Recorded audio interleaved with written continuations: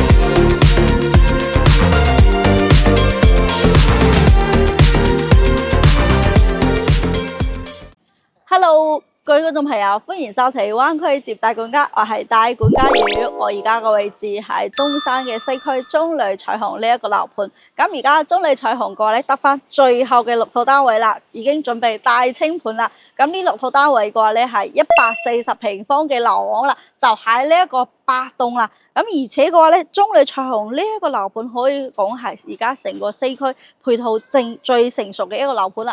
咁我哋而家就喺花園入邊啦。首先嘅話咧，呢成個樓盤嘅話咧，佢都係人車分流嘅。我哋可以見到啊，其實佢成個花園維護得都非常之好嘅。咁中旅彩虹嘅話咧，佢除咗喺中山開發咗呢個樓盤，其實佢喺廣州啊、深圳啊，甚至乎係好多商場都係佢嘅喎。譬如話廣州嘅五月花呢一個廣場啦，都係屬於中旅彩虹呢一個發展商噶。而且嘅話咧，最主要嘅係呢一個樓盤去到香港真係非常之方便啊！咁售樓部門口嘅話咧，就有直通巴可以翻到香港嘅。咁由中旅彩虹出發嘅話咧，每日係有13班次嘅。最早嘅話咧係有朝早嘅6點半，最遲嘅話咧係晚黑嘅8點半。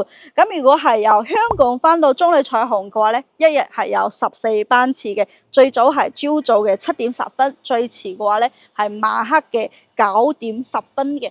咁呢一個屋苑嘅話咧，早期都有好多我哋嘅香港街坊朋友買咗呢一個樓盤。咁睇中嘅就係首先嘅話咧，佢嘅小區入邊嘅一個綠化啦，做得非常之舒服，而且佢啲單位嘅話咧，使用率都比較高嘅，佢比較風靜啲咯。而且嘅話咧，而家喺度賣緊嘅8棟最後6套單位啊，都係現貨即買即收樓即入住嘅。咁呢度嘅管理費嘅話咧，係2個9蚊一方嘅。咁而且嘅話咧，最主要都係講翻佢嘅配套，因為佢樓下嘅話咧就有一條屬於自己嘅一條生活配套啦，所以嘅話咧呢一條生活街嘅話咧，你平時話去食個早餐啊，甚至乎係去揼下骨啊，做下 facial 啊，或者做下健身啊，仲有去超市買下嘢，行路3到5分鐘都可以滿足到你嘅喎。最重點嘅係行路去對面3分鐘到就可以去到中山嘅一個三甲醫院、中山中醫院啦。咁我哋睇完呢一個小區嘅一個花園啦，我哋就想去樓上睇一睇佢嘅實體單位啦。咁我哋而家見到呢一個門嘅話咧，就係一個側門啦。講翻喺呢度嘅話咧，每一次過嚟都要讚一讚佢呢一個中旅彩虹嘅物業啦。佢嘅物業管理都係非常之好嘅，非常之嚴格嘅。甚至乎係我哋過嚟呢邊熟悉樓盤啦，過嚟呢一邊拍翻視頻，佢對呢個登記嘅外嚟嘅要求都非常之高嘅，唔會話隨便有個人入嚟佢就俾你入嚟咯，佢一定要問清楚嘅。咁啊真係幾好喎，真係問清楚你係去搞乜嘢嘅，或者係你上係咩目的嘅咯。係，我哋可以見到啊，佢啲入住率都非常之高嘅喎。咁佢早期都有買到係108方同埋110幾方呢單位，而家全部都賣晒啦。而家呢一個新苑嘅話咧，就得翻最後嘅6套140方嘅大單位啦。不過同我哋購買嘅話咧，我哋都有粉絲福利嘅話咧，係最高返現3萬5嘅現金嘅。好啊，咁啊睇完呢個完啦，咁我哋事不宜遲，上去呢個樣板間睇下呢個單位究竟係如何。我哋而家就上到24樓嘅示範單位，咁8棟嘅話咧係2梯3房，總高嘅話咧係30層高。咁呢一個03戶型嘅話咧就係128方，01同埋02嘅話咧就係140方嘅。咁而家呢一個140方嘅話咧，仲有最後嘅6套單位。咁佢分別嘅樓層嘅話咧有2套24樓、26樓、27樓、28樓同29樓嘅。咁我哋睇下佢呢個交樓標準。咁到時交標嘅話咧，呢一個門嘅話咧，同一時間都係交樓標準嘅一個防火木門，我哋大門啦。咁密碼鎖嘅話咧，就係一個4合1嘅密碼、指紋、拍卡同埋我哋嘅鎖匙嘅。咁呢個位置就係一個入花園嘅位置啦。呢一個入花園嘅話咧，佢呢一個闊度嘅話咧係去到2.7米嘅一個闊度啦。咁我哋見到啊，呢一式嘅一個鞋櫃啊，都係一個交標嚟㗎。咁呢個收納空間嘅話咧，真係非常之大㗎啦。你平時上邊嗰啲高嘅位置都可以擺喺屋企嘅啲紙巾啊，咁呢度嘅話咧，到時交樓就係我哋而家見到嘅咁樣啦。咁嚟到呢一個廳嘅位置，呢一個戶型係一個橫廳嘅設計啊。咁呢一個廳真係非常之大啊！成個廳嘅話咧，而家見到你客廳同埋餐廳加埋廚房嘅位置，去到48方喎。我哋先睇一睇出邊嘅生活露台先。咁呢一個生活露台嘅話咧，佢係一個朝南向嘅一個生活露台嚟嘅。咁佢嘅話咧係望住小區嘅一個花園啦。咁呢一個生活露台嘅話咧係6.6米乘以1.8米嘅一個闊度，大嘅呢個生活露台佢去到12個方嘅喎。咁到時嘅話咧，你都可以做埋一個封窗嘅一個處理啦。雖然佢有12個方，但係佢有一半面積都係送咗6個方嘅。咁我哋睇埋啊呢個客廳先。咁呢個客廳見到嘅呢一個瓷磚嘅話咧，同一時間佢都係一個交樓標準嘅一個瓷磚嚟嘅，係1.2米乘以60公分嘅一個瓷磚，一個淺灰色嘅一個瓷磚啦。咁而家我哋示範單位見到嘅話咧，係有空調啦，同埋呢一個吸頂燈。但係交樓嘅話咧，全屋係冇空調，呢個燈都冇嘅。佢交標係一個燈泡嚟嘅，需要你自己嘅話咧，可以買埋大燈嘅。咁你見到啊，佢呢啲全部都係做咗護牆板啦。咁同埋嘅話咧，呢啲開關板面嘅話咧，用嘅都係施耐德嘅一個開關板面啦。同埋嘅話咧，佢呢一個電視背景都係交標嚟嘅喎。咁呢一個電視背景嘅做嘅話咧，就比較現代風啲咯。咁仲有下邊呢啲收納櫃啊，全部都有嘅。咁客廳嘅話咧，都做咗吊地。因為佢呢一個係樓王嘛，其實會發覺佢呢一個層高啊，都比較高啲嘅，比較舒服。咁我哋睇一睇呢一個生活露台先。咁呢一個生活露台嘅話咧，佢總面積係去到10個方嘅。咁呢一個生活露台嘅話咧，佢係6.6米乘以1.5米嘅一個闊度啦。咁同一時間呢一個生活露台望過對面嘅話咧，就係人行公園4季呢一個樓盤啦。咁到時呢一個生活露台嘅話咧，就可以擺下洗衣機啦，做下家政櫃啦，仲有個咁大嘅空間。可以喺呢一度擺一部跑步機，晚黑食完飯可以喺自己屋企露台跑步都得嘅。咁我哋睇下呢一個餐廳，餐廳到時我哋見到呢成組櫃都係交標嚟嘅，可以擺下啲酒啊，同埋擺下啲收納嘅物品。咁我哋睇一睇呢一個廚房，廚房嘅交標真係做得非常之高啊！佢呢個交標嘅話咧係送咗西門子嘅一個4件套啦。首先嘅話咧有個烤箱啦。呢個烤焗爐同埋西門子嘅洗碗機啦，咁仲有西門子嘅油煙機同埋呢個灶台嘅，咁同埋呢個大星盤啊，佢全部都係交標嚟嘅。咁呢度嘅話咧有個明示嘅一個交樓標準，我哋都可以睇下。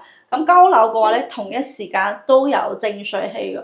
佢呢個交標嘅話咧，係成個片區交樓標準最高喎，好似成個片區而家喺度賣緊嘅，譬如話對面嘅人行公園四季啦，仲有幸福匯交標都冇咁高啊。而且廚房呢度我覺得有一點做得非常之好啊，我哋見到成個採光面非常之通透咯。而且嘅話咧，你喺呢度煮飯，平時嘅話，譬如你煮嗰啲爆炒啊，啲辣味比較重嘅，一打開窗戶啲味即刻可以散走。咁呢度嘅話咧，仲可以擺個好大嘅雙開門嘅一個雪櫃啦。咁呢啲門嘅話咧，佢全部都係做咗個緩衝嘅咯。咁我哋而家就可以睇一睇房間同埋洗手間嘅交標。咁我哋見到啊，呢啲過道啊，都全屋都係做咗呢一個護牆板嘅。咁洗手間嘅一個交標嘅話咧，連公共洗手間佢都做咗個智能馬桶，而且佢用嘅係 TOTO 嘅一個品牌喎。係啊，呢個真係我覺得係比較即係好捨得用錢咯。係啊，咁仲有我哋可以見到呢成一組嘅鏡櫃做得非常之好啊！發展商嘅話咧，真係冇偷工減料嘅，佢俾到成組嘅鏡櫃俾到你嘅，而且呢個鏡櫃入邊嘅話咧，佢係有燈嘅喎，仲有平時沖涼嘅話咧，有霧氣可以去下霧啦。咁你見到成個洗手間嘅交標，即係做得非常之好嘅，200都係一個交標嚟嘅。咁基本上嘅話咧，你就搬入嚟買啲家私家電就可以入住嘅。咁房間嘅一個交標嘅話咧，咁門嘅話咧就係呢一隻淺色嘅一個門啦。咁門框嘅話咧，全部都係做到一門到頂㗎啦。房間嘅話咧，到時嘅交標就係呢一個偏少少深棕色嘅一個複合木板啦。咁都有小夜燈啦，同埋到時嘅話咧係需要自己買空調嘅裝燈嘅。而且全屋都有一個新風系統喎。呢一個系統嘅話咧係其他樓盤比較少見嘅。咁啊，呢個新風系統咧就可以幫助你咧，你有時唔想開空調嘅時候咧，可以開下呢個新風系統，佢幫你全屋嘅啲空氣換下氣咯。係啦。咁樣有時都幾好嘅。咁全屋嘅話咧，到時交樓都係雙層嘅工法玻璃啦。咁到時呢個護欄全部都可以拆咗佢，拆咗佢之後嘅話，景觀嚟好多。咁你而家睇一睇第二間客房先。咁第二間客房嘅話咧，我哋都可以見到佢嘅 size 嘅話咧，會比頭先第一間客房會大啲嘅。咁呢間客房嘅話咧，佢又去到15個方嘅，飄台嘅位置係全部都係送嘅。咁基本上嘅話咧，其實呢邊嘅使用率都係做得比較高。你可以見到成個主人房，你可以擺個尾板，成2米嘅大床啦，仲有空間可以做床頭櫃啦。呢一排都可以做一組我哋嘅衣櫃啦。仲有嘅話咧，洗手間嘅交標嘅話咧，都係做得比較高嘅。咁同一時間嘅話咧，主人房嘅洗手間交標嘅話咧，都係智能馬桶。我覺得有一點做得比較好嘅，就係臨入區嗰度嘅話，你都可以見到發展商係幫你做咗擺沐浴露啊、洗頭水嗰啲位置嘅。係幾方便呢一啲。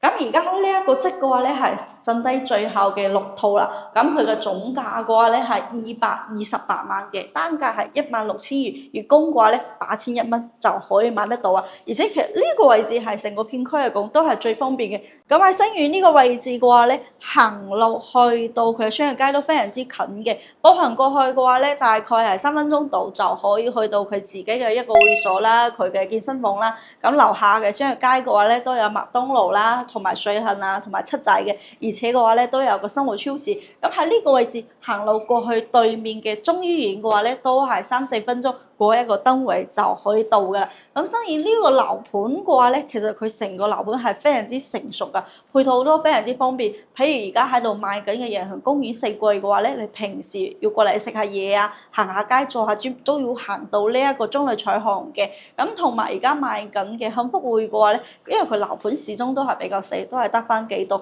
咁呢一個屋苑嘅話咧，佢除咗佢嘅上率高啦，咁佢係中山嘅話咧，配套都係喺成個片區係比較方便㗎啦。咁樓下嘅話咧，我哋頭先講到嘅坐直通巴嘅位置嘅話咧，就喺呢一個售樓部嘅隔離門口呢個位置㗎啦。